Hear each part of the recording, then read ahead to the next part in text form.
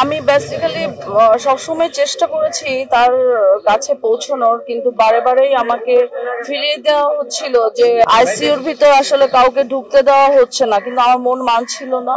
আমি আমার হাজবেন্ডকে নিয়ে কালকে পিজি হসপিটালে চলে যাই এবং খুব আকুত মিনতি করে আমি ডক্টরকে অনুরোধ করে আমি ভিতরে যাই। আসলে আমার ভিতরে যাওয়ার পরে আমার বুকের ভিতর কেমন ধক করে উঠলো, মানে আমি কেমন জানি আমার ফিল হচ্ছিল।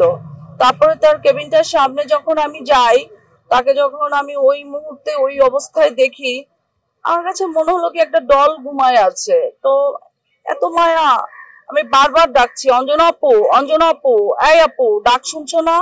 আপু, মাথায় হাত দিচ্ছি, তার ফেসে হাত দিচ্ছি, মানে তাকে আমি কথা বলার চেষ্টা করছি যে আমরা তোমার সহকর্মী এসেছি। আমি তারপর বলছি আমি পলি, আমি আসছি। বিশ্বাস করেন সেই মুহূর্তেও কিন্তু সে বেঁচে ছিল, কারণ তার যে চোখের মণিটা ছিল, সে টোটার আইবলটা সে ঘুরায়, আমি যেদিকে ছিলাম এদিকে তাকে আবার ঘুরালো ওইদিকে, এবং সে তার দুই চোখ বেয়ে পানি, মানে বেয়ে পানি পড়ে নাই, জাস্ট দুইটা ফোঁটা তার চোখের জল চলে আসলো। এবং আমি তখন কর্তব্যরত যে ডক্টর ছিল তাকে বললাম যে একটু টিস্যু দেন, আপু তো কান্না করছে, চোখে জল চলে আসছে, একটু মুছায় দেই। তখন উনি বলল যে উনি আসলে অন কাইন্ডস অফ মৃতই, যে উনি যন্ত্রের সাহায্যে, ভেন্টিলেশনের সাহায্যেই বেঁচে আছে, এটা খুলে দিলে হয়তো বা 2 সেকেন্ডও লাগবে না। এইভাবে যে আমরা অঞ্জনা আপুকে দেখবো, এটা আমরা কখনো কল্পনাও করতে পারিনি। অঞ্জনা আপু ছিল আমার মায়ের মতো, আমার তো মা নাই পৃথিবীতে। তো অঞ্জনা আপুর ফোনটা সবসময় মাসে 1-2 বার আসতোই, এবং যখনই সে কল করতো 1-1.5 ঘন্টার আগে সে কল ছাড়তো না।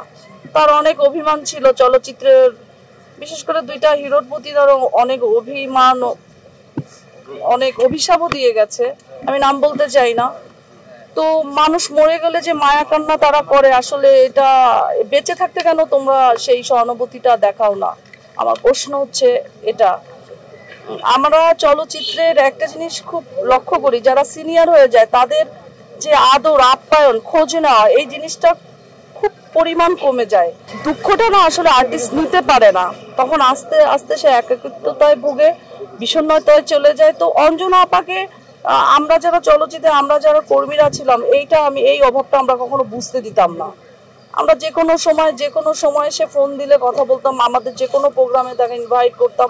এত প্রাণ চলচল একটি মানুষ, কি বদন্তি, যে কিনা সিনিয়র শিল্পী থেকে জুনিয়র শিল্পীদের বুকে টেনে নিয়েছে, এইভাবে নিরহংকার এরকম একটা আর্টিস্টের আমার মনে হয় এই চলচ্চিত্রে আর ইন্ডাস্ট্রিতে আর আসবে না।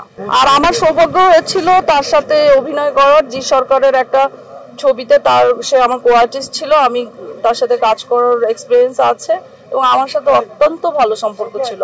হ্যাঁ, আমি আসলে আঘাতের চিহ্ন টিহ্ন খুঁজতে যাইনি, আমি আসলে তার ফেসটা দেখে এত মায়া লেগেছে আমার। এবং আমি যেটা লক্ষ্য করেছি, তার ব্লাড ছিল, তার মুখের ভিতর শুকনো ব্লাড ছিল। হ্যাঁ হ্যাঁ, আমার মনে আছে আপুর সাথে আমার সর্বশেষ 1.5 ঘন্টা কথা হয়েছিল।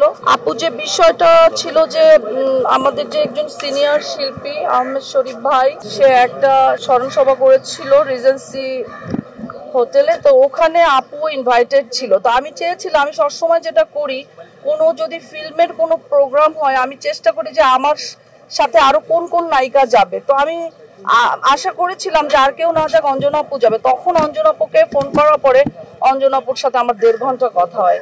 তো তখনই সে বলতেছিল যে আমার একটা খারাপ জ্বর আসে, যে জ্বরটা ছাড়ে না, 15-20 দিন থাকে, যদি জ্বরটা থাকে আমি বোন আসতে পারবো না। আমি না তখন ভেবেছি যে এটা একটা বাত জ্বর কিংবা সিজনাল জ্বর হবে, কিন্তু এই জ্বর যে তার জীবন কেড়ে নিবে, এটা আসলে আমাদের বোধগম্য ছিল না।